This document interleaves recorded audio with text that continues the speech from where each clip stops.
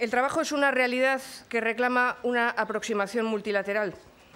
En mi caso, la aproximación será filosófica, pero atípica, pues me voy a servir de las reflexiones de tres autores muy distintos, de los cuales dos nunca pretendieron hacer aportaciones significativas al pensamiento filosófico. Desde luego no fue esa la intención de Lutero, iniciador de la Reforma protestante, ni tampoco la de San José María, cuyo único propósito fue proclamar la llamada universal a la santidad. Ambos tienen en común el haber ofrecido una perspectiva cristiana sobre la cuestión del trabajo. Entre ellos se encuentra la figura de Karl Marx, quien, alejado de toda preocupación religiosa, puede considerarse uno de los principales teóricos del trabajo en la Edad Moderna. Bosquejar un panorama general dentro del cual cobre sentido el tratar autores tan heterogéneos me ocupará en la primera parte de esta intervención. Si Lutero y San José María tienen en común el haber llamado la atención sobre la dignidad del trabajo, subrayando su proyección ética y espiritual, con Marx comenzamos a prestar atención a los efectos de las formas de producción y las estructuras sociales sobre la realidad del trabajo. Ciertamente, dirigir la mirada en primer término a la mente y al corazón del trabajador tampoco carece de consecuencias de orden social, como supo reconocer Max Weber, al destacar la importancia de la reforma para el surgimiento del capitalismo. En esta línea podríamos preguntarnos si la predicación de San José María presenta virtualidades análogas para inspirar una organización social del trabajo coherente con el Evangelio en el contexto del capitalismo avanzado. En todo caso, Lutero y San José María tienen en común haber superado prejuicios históricos en torno al trabajo, concibiéndolo como algo enraizado en y en modo alguno marginal a la vida del espíritu. El primer prejuicio se relaciona con uno de los significados más antiguos asociados al término trabajo, que lo equipara a sufrimiento, algo que claramente reduce de forma bastante unilateral la experiencia humana del trabajar, además de no resultar suficientemente distintivo. Después de todo, también ciertos juegos son esforzados y, sin embargo, no los consideramos trabajo. A diferencia del juego, el trabajo se presenta objetivamente orientado a la mejora del hombre y del mundo. Por esta razón, de ordinario, se vincula con una tarea productiva. Con esto tiene que ver el segundo prejuicio, pensar que el trabajo se reduce a su dimensión productiva, pasando por alto el hecho de que las dimensiones relacionales y sociales también son dimensiones objetivas del trabajo. Ahora bien, considerar este último exclusivamente desde la perspectiva de la producción, como poiesis, significa subordinar el trabajador a algo diverso de sí mismo. Esto explicaría por qué Aristóteles definía el trabajo como servidumbre limitada, una actividad a medio camino entre lo que serían actividades libres, como el conocimiento y la acción política, en las que la gente es principio y fin de la propia actividad. En cambio, las tareas de los esclavos no sería así. Aristóteles definía a los esclavos como instrumentos animados. Frente a esta doble reducción, la modernidad puso de manifiesto otros aspectos. Locke vincula por primera vez trabajo y propiedad. Smith destaca la división del trabajo como un factor de progreso económico y social, aunque para él la misma división del trabajo obedece a una inclinación más básica, la inclinación al intercambio. Kant habla del deber de cultivar los propios talentos y convertirse en un miembro útil a la humanidad. El trabajo aparece en el centro de filosofías de la historia marcadas por la idea de progreso. Hegel lo ve además como expresión del espíritu. Reconocemos algo de nosotros mismos en los productos de nuestro trabajo. De un modo u otro, ilustrados y románticos advierten que la tarea productiva no puede pensarse al margen de su inserción histórica en una trama social que involucra finalmente a toda la humanidad. A partir de aquí, pensar el trabajo significa pensar la tarea productiva en relación con circunstancias históricas, estructurales y culturales que condicionan la vida del trabajador. Eso es lo que hará Marx al reflexionar sobre el sistema capitalista de producción. Marx toma de Hegel la idea del trabajo como autorrealización del hombre y de los economistas clásicos, de Smith, de Ricardo, la idea de trabajo como fuente de valor. A estos últimos se debe que su reflexión se desplazara de categorías antropológicas a categorías socioeconómicas. En la división entre trabajos intelectuales y manuales, y en la misma ciencia económica, tal y como la cultivaban aquellos, Marx ve un modo de perpetuar un sistema social burgués y por ello concibe la idea de una ciencia económica distinta que, en lugar de comenzar por la tendencia al intercambio, empiece por el trabajo. Piensa que si la conciencia burguesa se ha desarrollado desde una praxis histórica concreta, encontrando expresión en determinados productos culturales, entre ellos la misma ciencia económica, la conciencia proletaria surgirá de otra praxis de signo distinto, de signo revolucionario. Claramente, pensar el trabajo como praxis en el sentido marxista, como génesis de una conciencia de clase, es diferente de pensarlo como praxis en el sentido aristotélico. Esto último comportaría verlo como algo más que una mera actividad productiva, como poiesis, ¿no? Esto es algo posible desde el momento en que quien trabaja lo hace por alguna razón y en relación con otros. En efecto, toda poiesis, toda actividad productiva se inserta, de hecho, en una praxis de trato humano. Y de ahí arranca el valor ético del trabajo y de ahí también arraiga su proyección espiritual. De esta última, de la proyección espiritual, nos hablan Lutero y San José María, quienes dirigieron su actividad pastoral, vamos a decir, principalmente a estimular la vida cristiana de los fieles y no a hacer análisis social. Por ello no pusieron el acento en las dimensiones estructurales del trabajo, que en cambio resultan sobresalientes en Marx. Con todo, especialmente en San José María, observamos una clara conciencia del lugar central que ocupa el trabajo en la vida social. Ayer también se citó este párrafo, como vínculo de unión con los demás hombres y medio para contribuir al progreso de la humanidad entera, como fuente de recursos para sostener la propia familia, como ocasión de perfeccionamiento personal. De todo lo cual se sigue una singular penetración en la proyección social e histórica del mensaje que se veía llamado a predicar. Escrivá insiste de mil maneras en que no es la materialidad de lo que hacemos lo que imprime sentido y valor a nuestra labor, sino su relación con el bien humano y espiritual de la persona que trabaja y de aquellas otras con las que, entre tanto, se relaciona. Todo ello presupone que es la persona misma quien se encuentra en el centro de la reflexión sobre el trabajo, motivando la pregunta más general acerca del lugar que ocupa el trabajo en la vida humana. Aristóteles había observado que la misma naturaleza busca no solo el trabajar correctamente, sino también poder servirse noblemente del ocio, algo que Aristóteles distinguía del descanso. Según Aristóteles, el descanso se ordena al trabajo, pero este a su vez se ordena al ocio, dice en el libro octavo de la Política. Podríamos traducir este último punto como vida del espíritu, una traducción un poco libre, ¿no? Pero en su teoría de la fiesta, Joseph Pieper retoma esta idea en clave cristiana para criticar la visión del hombre como simple animal laborans, encerrado en el ciclo inacabable del trabajo para descansar y descanso para trabajar. El ocio, la fiesta, la liturgia liberan del trabajo en la medida en que abren un espacio para la vida y el trabajo con sentido. Aunque San José María podría suscribir este análisis en lo fundamental, me parece que eso es obvio, a mi juicio, él presenta las cosas desde otra luz. El trabajo ocupa un lugar central en la vida humana no solo como algo necesario para la subsistencia, sino como el lugar ordinario de crecimiento humano y espiritual, en el que se trasciende la dicotomía entre acción y contemplación. Lutero y San José María se remiten al Génesis.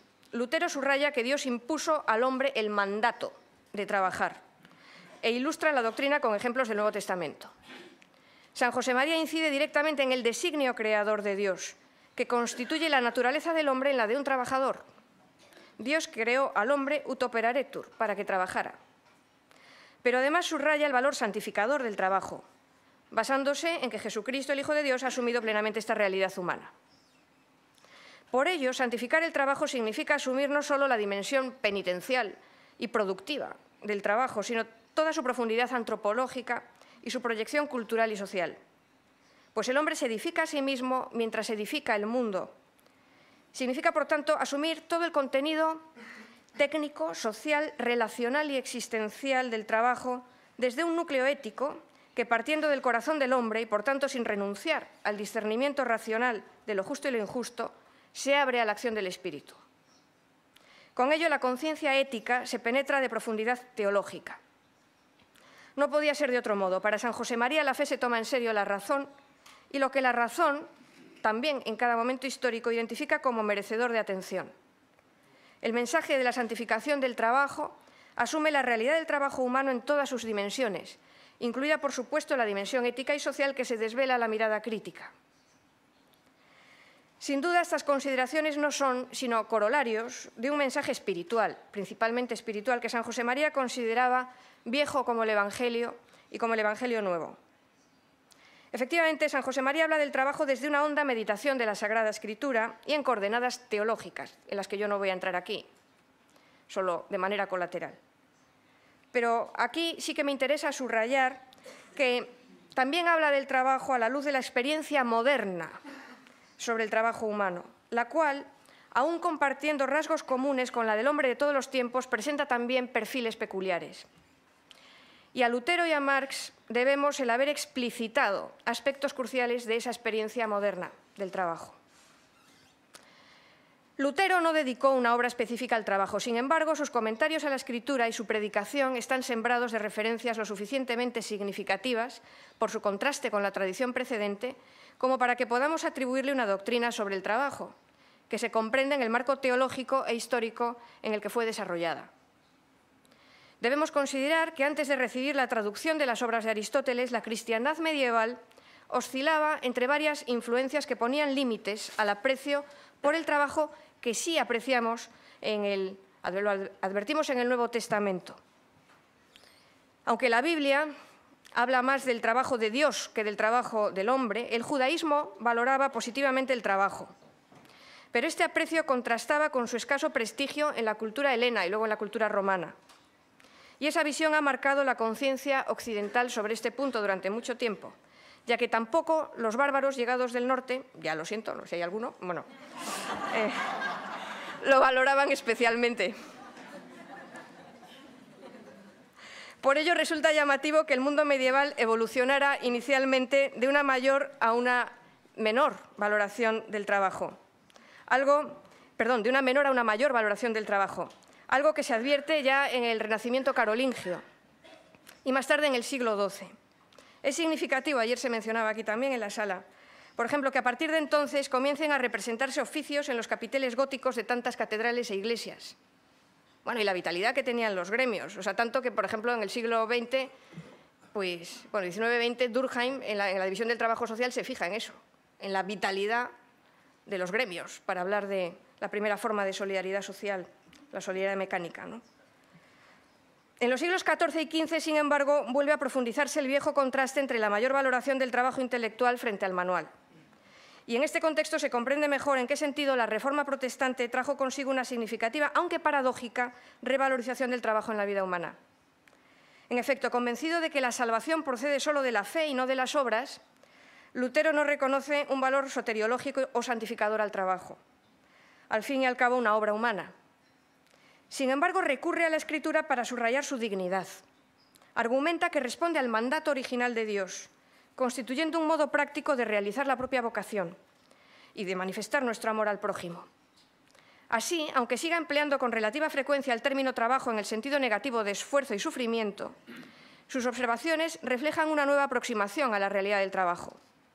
Obedeciendo el mandato divino, evitamos el ocio, nos ganamos el propio sustento y ayudamos al prójimo de manera concreta en sus necesidades.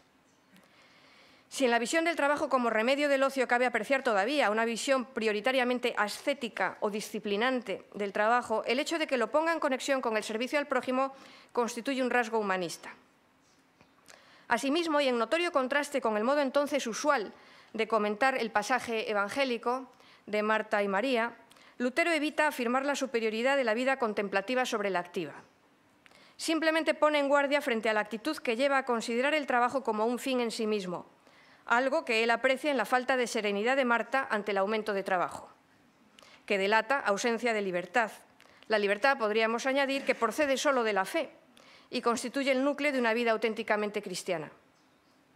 Esto es coherente con algo que Lutero afirma de manera expresa, que la eficacia del trabajo no depende tanto de nosotros como de Dios, que obra escondido en nuestro trabajo. Es un texto muy bonito, utilizándonos como instrumentos suyos.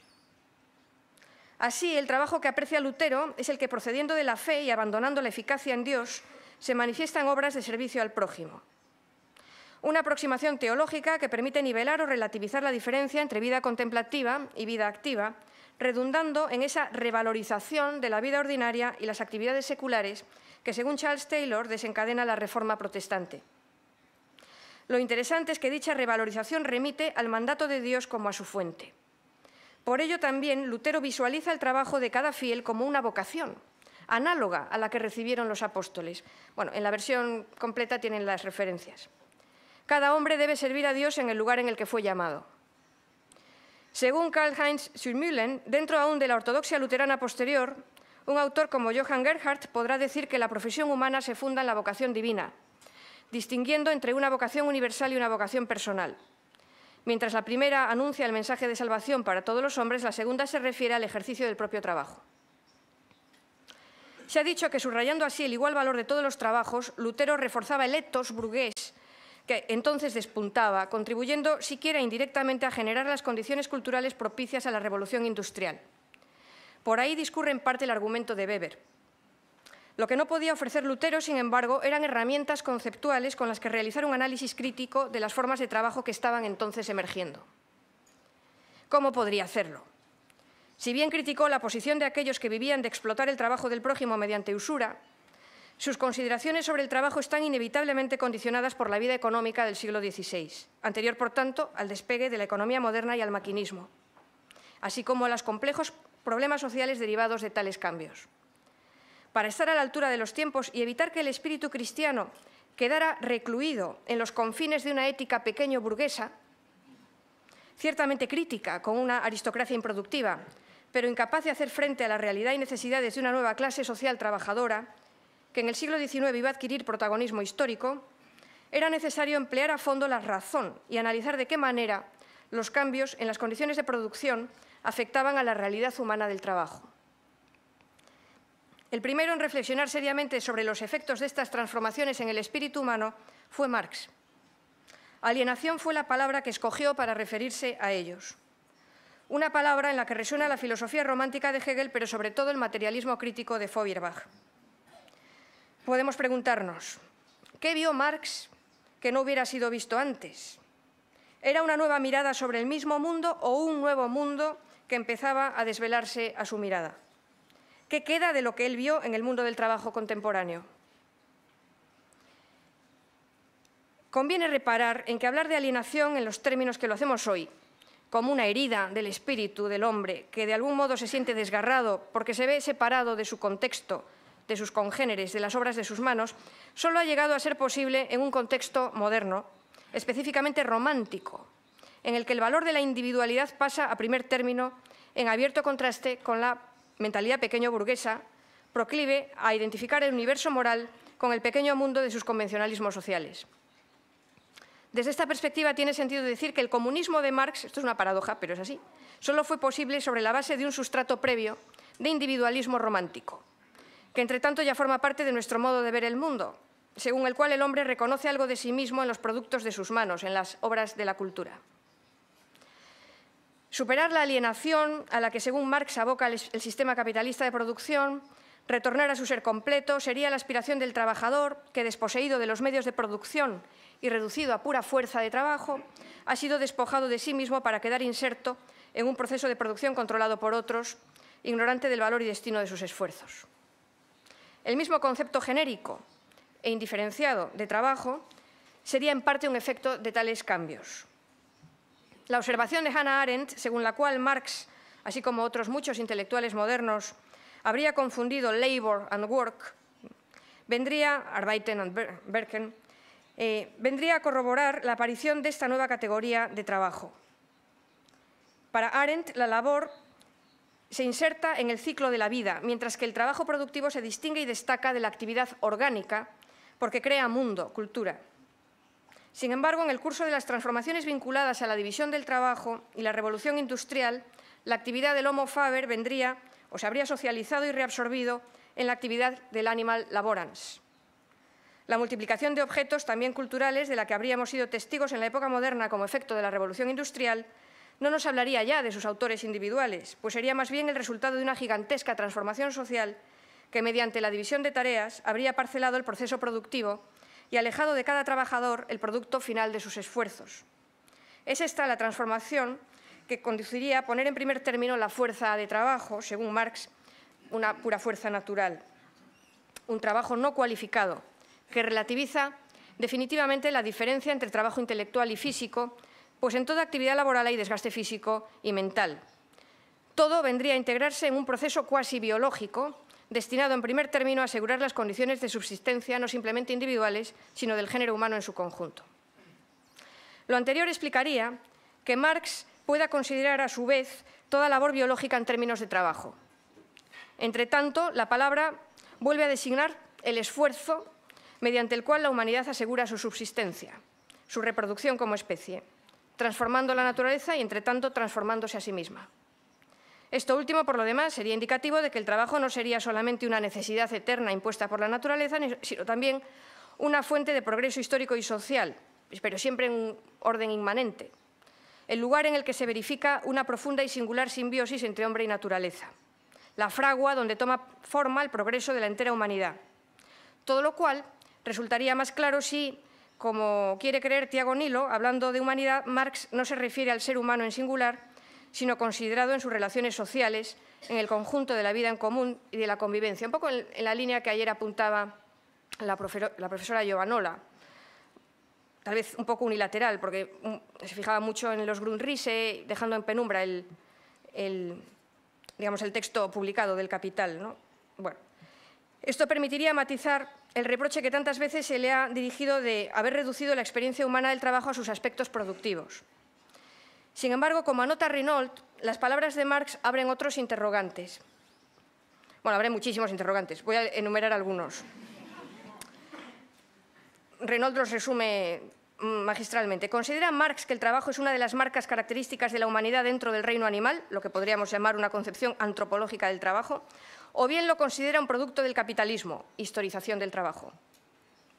¿Concibe el trabajo esencialmente como una actividad vital, trabajo vivo, o bien como un producto y una relación social? ¿Critica el capitalismo desde el punto de vista del trabajo, o bien por el contrario se opone al papel tan fundamental que el capitalismo asigna al trabajo? ¿Ambiciona liberar el trabajo de las formas de dominación que hacen mella en él, o bien por el contrario aspira a liberarnos del trabajo? Todas estas interpretaciones alternativas se condensan en una única cuestión. ¿Se trata de una crítica a través del trabajo o bien de una crítica del trabajo?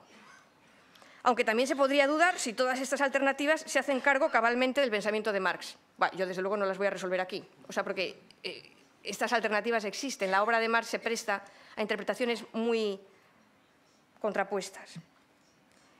A juicio de Renault, Marx desarrolla una visión antropológica del trabajo, pues lo considera una diferencia entre los hombres y los demás animales. Además, distingue entre el trabajo tal y como se desarrolla en cualquier sociedad del trabajo, como se desarrolla y valora en el marco del capitalismo.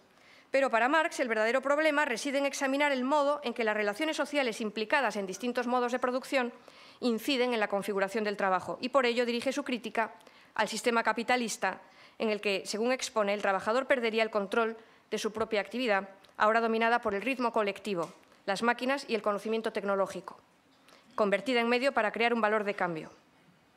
Considera que en el sistema capitalista el trabajo queda inserto en una relación de dominio del todo peculiar. Se convierte en un producto, un objeto, fuerza de trabajo, a la venta en el mercado al igual que otros muchos, obviando el hecho de que constituye la fuente original del valor que luego habrá de multiplicarse en el mercado conforme a las normas que definen lo que constituye un trabajo socialmente útil y necesario. En última instancia, como trabajo asalariado, se convierte en el medio de una relación social entre capitalistas y trabajadores que Marx considera intrínsecamente alienante. Aunque ya Aristóteles había señalado el trabajo realizado simplemente por dinero como algo propio de esclavos, Marx extiende este juicio al sistema capitalista en general, basándose en que el salario no es lo que parece ser, no es el valor o el precio del trabajo, sino solo de la fuerza de trabajo. Ahora bien, en el sistema de producción capitalista, el trabajador emplea por lo general más fuerza de la que sería estrictamente necesaria para su propio sostenimiento individual, generando una plusvalía de la que no se beneficia él, sino el capitalista. En la medida en que descansa en prolongar este trabajo gratuito, Marx considera que el capitalismo es un sistema de esclavitud. En el caso de Aristóteles, la alternativa sería realizar el trabajo de que se trate libremente, por su valor intrínseco, no dominado por la necesidad. Marx no parece ir en una dirección muy diferente cuando en un famoso pasaje del libro tercero del Capital señala como ideal el sustraer el trabajo del régimen de la necesidad para introducirlo en un régimen de libertad. Se trata del trabajo emancipado. En el texto escrito he recogido la cita completa, que es muy interesante, pero aquí la voy a omitir. De sus palabras se desprende que el reino de la necesidad nunca desaparece completamente. Siempre habrá necesidades que satisfacer. Sin embargo, en el reino de la libertad, estas se satisfacen con el mínimo empleo de fuerzas y de forma digna. Marx atribuye esto al mismo desarrollo de las fuerzas de producción, por ejemplo, al desarrollo de las máquinas, que además ya no estarían bajo el control de unos pocos, ¿no?, sino del colectivo de los trabajadores, ¿no? Solo entonces sería posible el desarrollo libre de las propias fuerzas. Esta lectura es coherente con la interpretación de Renault, según la cual, por trabajo libre, no entiende Marx un trabajo del que está ausente el sufrimiento, sino un trabajo que es más que sufrimiento, en el que el sujeto se supera a sí mismo. Un trabajo que no es juego, pero que a pesar de eso constituye una actividad atractiva. Un trabajo que no se organiza tanto en función de una relación entre empleador y empleado como de forma deliberativa y cooperativa entre los mismos trabajadores. En efecto, para Marx, llegar al régimen de libertad supone abolir la relación empleador-empleado, reemplazándola por un trabajo organizado colaborativamente entre los mismos trabajadores. El problema, bajo nuestro punto de vista, es que Marx consideraba que la sociedad comunista iría precedida de una dictadura del proletariado, algo poco convincente no solo en términos pragmáticos, sino éticos. Ponerla en práctica supone violentar la opinión y la libertad de muchas personas que tienen razones para dudar que tal medida pudiera dar lugar a un orden verdaderamente justo. Considerar que dicho orden es deudor de una idea burguesa de justicia y ampararse en ello para justificar la violencia revolucionaria es un modo de dar primacía a las ideas y a las estructuras sobre las personas. La crítica de Marx se dirige a rasgos estructurales del sistema capitalista. Por ello se refiere también a la contradicción entre disciplina fabril implícita en la racionalización moderna del trabajo y la anarquía de la producción característica del modelo productivo capitalista. Sus observaciones a este respecto constituyeron un contrapunto permanente a la organización racional del trabajo propugnada por Taylor a finales del siglo XIX y principios del XX, y que se abrió paso no solo en Occidente, sino también en la Unión Soviética, una de las constantes pero inevitables contradicciones a las que tuvo que enfrentarse el marxismo en el pasado siglo, y que motivaron el empeño de Lukács por desarrollar una ontología del trabajo capaz de desvelar los aspectos alienantes de la actual organización laboral. Ahora bien, ¿cuál es la meta a la que se dirige este empeño crítico y revolucionario? Como señala Claude Vitot, el trabajo liberado de las cadenas del modo de producción capitalista no es todavía el cielo en la tierra. El reino de la necesidad persiste. Pero si la producción se convierte sobre todo en cosa de máquinas, ni el trabajo que Marx entiende en términos de producción, ni la sociedad comunista, que inicialmente había descrito como sociedad de productores, tienen mucho sentido. La meta última a la que Marx aspira nos devuelve al universo romántico, una sociedad en la que, satisfechas las necesidades, sin interdependencias de ningún tipo, los individuos se dedican libremente a las actividades que más les realizan. Marx pensaba que la fase superior de la sociedad comunista, descrita en la crítica del programa de Gotha, sería preparada por el mismo sistema capitalista de producción, en tanto propiciaba la polivalencia de los trabajadores, su capacitación progresiva para la realización de cualquier clase de tarea. En un artículo reciente dedicado al futuro del trabajo en el siglo XXI, Geoffrey Hudson hace notar que, en contra de lo pronosticado por Marx, cada vez se generan formas más sofisticadas de producción que precisan trabajos cada vez más especializados. Paradójicamente es este desarrollo y no la polivalencia de trabajadores lo que está propiciando formas más flexibles y colaborativas de trabajo, que difuminan las rígidas identidades de capitalista, trabajador y empresario propias de la primera modernidad. En todo caso, si como algunos sostienen hoy estamos asistiendo a la génesis de una economía alternativa, esta deberá tanto a previos desarrollos económicos y tecnológicos como a las ideas e ideales que dirigen y motivan a los agentes económicos. Estos, cualquiera que sea su posición en la cadena de producción, en modo alguno son piezas accidentales a las transformaciones que su actividad introduce en la historia. Lo sepan o no, son ellos los artífices de tales cambios. no en solitario, sino en interdependencia recíproca con los demás. Y tanto mejores artífices, cuanto mejor comprendan la proyección social y el sentido ético que deben imprimir a su trabajo, pues en esa misma medida quedan en condiciones de adoptar una postura crítica frente a las formas históricas en las que viven inmersos, una postura crítica igualmente alejada del conformismo burgués que de la violencia revolucionaria. Desde esta perspectiva podemos apreciar mejor la aportación de San Josemaría a la cuestión del trabajo, pues precisamente el hecho de que ponga en el centro a la persona del trabajador, sin detenerse demasiado en la naturaleza de su trabajo particular, introduce un elemento de novedad en el mundo, una ventana abierta al discernimiento de la razón y a la acción del espíritu que desborda la rigidez de cualquier sistema. Después de todo, por mucho tiempo libre que tengamos, que es una condición indispensable para el trabajo liberado, luego la gente lo rellena de cualquier cosa. O sea, digamos, un trabajo liberado no es necesariamente un trabajo libre. Depende de lo que uno lleve dentro, ¿no? Y eso, sobre ese aspecto Marx no dice nada, ¿no? Se quedan las estructuras, pero no hay trabajo libre si no hay un alma libre. Desde el momento en que cualquier organización social del trabajo lleva aparejadas ciertas estructuras de dominación, debe ir acompañada de una continua revisión crítica de las condiciones de trabajo, atenta a respetar la diferencia entre el dominio político, propio del gobierno de hombres libres, y el dominio despótico que define la relación entre amo y esclavo. Contemplada desde esta perspectiva, la pregunta por el trabajo comienza a ser indiscernible de la pregunta política en el sentido más amplio de la palabra. No considero casual por eso que precisamente San Josemaría definiera una vez el gobierno como hacer trabajar con orden y alegría. Detrás de esta definición se vislumbra, por un lado, la centralidad del trabajo en la vida del hombre, por otro, la importancia de trabajar no de cualquier modo, sino con alegría, que es otro modo de decir con libertad, pero no una libertad anárquica, sino entrelazada con la de los demás.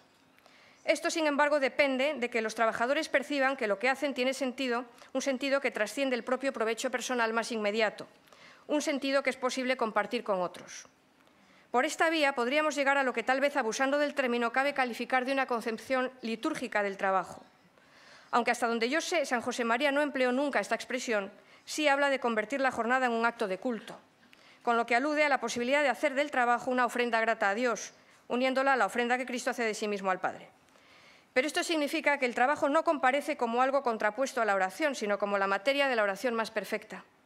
San Josemaría relativiza también la distinción entre acción y contemplación, entre Marta y María. En último término, el trabajo mismo es oración cuando se realiza con el Espíritu de Cristo, que es un espíritu de caridad, virtud que él entendió siempre como un desbordamiento de la justicia. Cuando me oigáis hablar de justicia, escribe, no entendáis esa palabra en un sentido estrecho, porque para que los hombres sean felices no es suficiente establecer sus relaciones sobre la justicia, que da a cada uno lo suyo con frialdad. Yo os hablo de caridad, que supone y desborda la justicia, y de caridad de Cristo, que no es caridad oficial, sino cariño. Por eso, al actuar en la sociedad, huid siempre de enfrentar a unos hombres con los demás, porque un cristiano no puede tener mentalidad de clase, de casta. No hundáis a unos para levantar a otros, porque en esa actitud se esconde siempre una concepción materialista. Dad a todos la oportunidad de desarrollar su personalidad y de elevar su vida por el trabajo. Y no os conforméis con evitar los odios, porque ha de ser denominador común nuestro hacer una siembra de paz y de amor. Esto es una carta de enero del 59.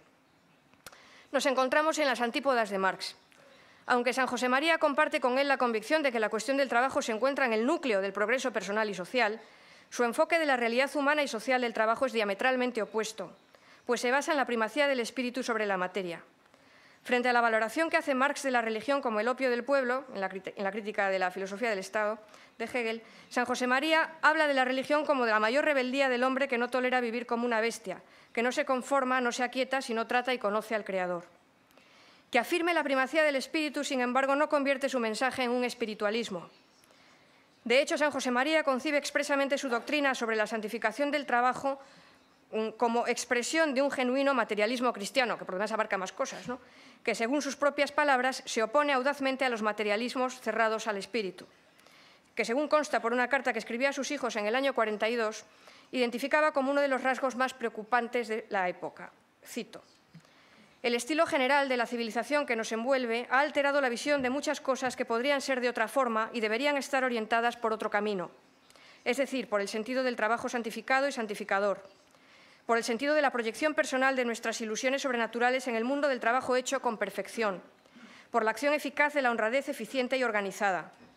Y haremos saber que no está cerrado para encontrar a Dios ningún camino noble y humano, sino que están preparados todos esos caminos para responder positivamente si la juventud se sabe librar de la intoxicación que se difunde con soluciones materialistas de la vida. Esas palabras traslucen la preocupación por los obstáculos que el avance del materialismo teórico ponía al progreso del espíritu. En términos parecidos se pronunciaba 10 años después, cuando en una carta acerca de la importancia de cultivar las ciencias humanas, este es el momento de publicidad, hacía notar que los fenómenos sociales que nacieron con el desarrollo de la industria y con los recientes métodos para la racionalización del trabajo han contribuido no poco al creciente materialismo del ambiente.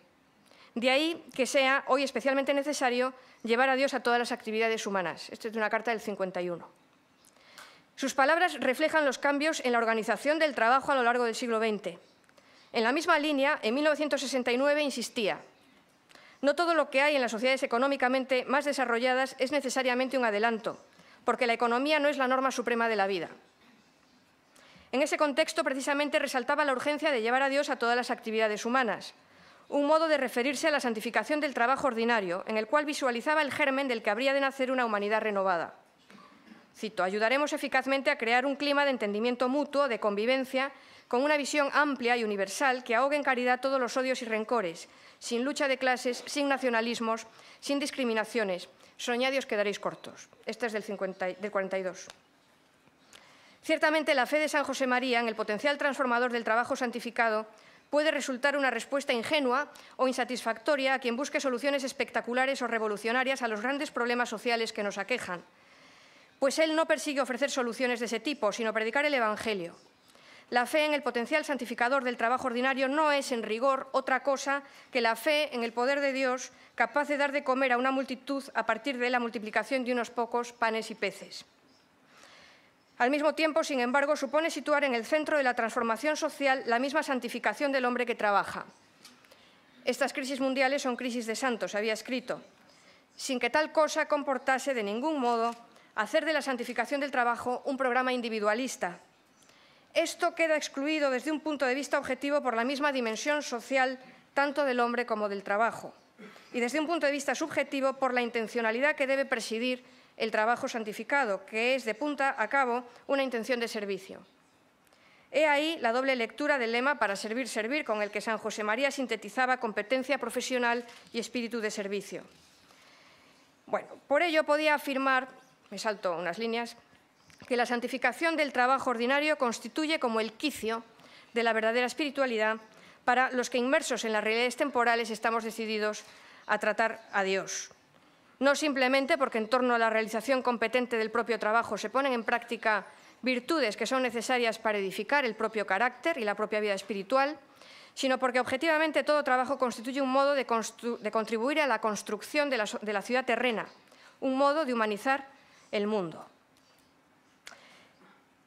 Con frecuencia, omito también una cita de conversaciones central para toda esta cuestión, con frecuencia San José María no habla simplemente de trabajo, sino que añade el adjetivo profesional, con idea de subrayar que no se trata de una actividad de aficionado, sino una labor seria que comporta hacer uso responsable de los propios talentos, dedicar tiempo y energías a la necesaria formación en aspectos técnicos y éticos. Esa profesionalidad, como valor, es un rasgo que para Weber solo pudo aparecer cuando se proyectó sobre la actividad laboral, diferenciada con arreglo a las necesidades de la sociedad civil, la dedicación propia de una vida religiosa, un proceso que él retrotrae precisamente a Lutero. Según esto, al calificar una actividad como profesional, no apuntamos solo a la competencia técnica exigible en el ejercicio de una determinada labor, sino que aludimos también a la dedicación vital, de tiempo y energía socialmente reconocida, que esa competencia habitualmente presupone. También San José María acoge el modo corriente de referirse a todo esto en términos de vocación humana, una realidad tan dinámica como la vida misma, que él considera parte integral de la vocación divina, de aquellos que viven su fe cristiana en medio de las realidades seculares. Bien, el énfasis de San José María, omito también otras palabras, el énfasis de San José María en las virtudes que llevan a terminar bien el propio trabajo se corresponde con el protagonismo que concede a la respuesta libre de las personas a la llamada de Dios.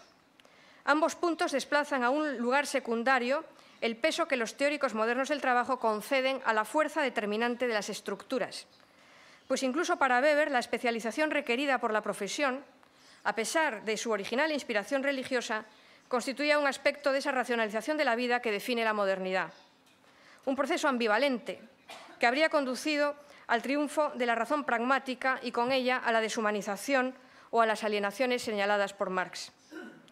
Ello queda reflejado en los ambiguos párrafos finales de su Ética protestante y el espíritu del capitalismo, donde, sin dejar de aventurar la posibilidad de que surjan profetas nuevos, pronostica un mundo de especialistas sin espíritu, vividores sin corazón. Cito a Weber. El ascetismo se propuso transformar el mundo y quiso realizarse en el mundo. No es extraño, pues, que las riquezas de este mundo alcanzasen un poder creciente y, en último término, irresistible sobre los hombres, como nunca se había conocido en la historia. El estuche ha quedado vacío de espíritu. ¿Quién sabe si definitivamente? En todo caso, el capitalismo victorioso no necesita ya de este apoyo religioso, puesto que descansa en fundamentos mecánicos. Nadie sabe quién ocupará en el futuro el estuche vacío y si al término de esta extraordinaria evolución surgirán profetas nuevos y se asistirá a un pujante renacimiento de antiguas ideas e ideales, o si por el contrario lo envolverá todo una ola de petrificación mecanizada y una convulsa lucha de todos contra todos. En este caso, los últimos hombres de esta fase de la civilización podrán aplicarse esta frase: especialistas sin espíritu, gozadores sin corazón. Estas nulidades se imaginan haber ascendido a una nueva fase de la humanidad jamás alcanzada anteriormente. Fin de la cita. No es ese, sin embargo, el panorama que se dibuja en la predicación de San José María, quien, sin dejar de exhortar a realizar un trabajo competente y debidamente organizado, al predicar la santificación del trabajo, habla sin empacho de milagros y poesía. El milagro que os pide el Señor es la perseverancia en vuestra vocación cristiana y divina, la santificación del trabajo de cada día, el milagro de convertir la prosa diaria en endecasílabos, en verso heroico, por el amor que ponéis en vuestra ocupación habitual. Ahí os espera Dios, de tal manera que seáis almas con sentido de responsabilidad, con afán apostólico, con competencia profesional. Fin de la cita. Escuchando estas palabras, un espíritu crítico poco proclive a reconocer nuevos profetas podría pensar que nos encontramos ante una confianza excesivamente ingenua en las posibilidades del espíritu humano, escasamente atenta al poder de las estructuras. Un marxista consecuente pensaría que nos hallamos ante un discurso legitimador de un orden social injusto. Ahora bien, aunque San José María consideraba que su misión de sacerdote se dirigía a las personas antes que a las estructuras, su predicación descansaba en la convicción de que las mismas estructuras no son, por principio, impermeables al espíritu, el cual en ningún caso constituye una instancia legitimadora del status quo, pues más bien promueve su transformación desde dentro. Es hora, escribe, de que los cristianos digamos muy alto que el trabajo es un don de Dios y que no tiene ningún sentido dividir a los hombres en diversas categorías según los tipos de trabajo, considerando unas tareas más nobles que otras. El trabajo, todo trabajo, es testimonio de la dignidad del hombre, de su dominio sobre la creación. En efecto, sin de reconocer que hay estructuras alienantes, lo que la doctrina social de la Iglesia ha llamado a veces estructura de pecado, San José María entendía también que en la raíz de tales estructuras se encuentran defecciones y pecados personales.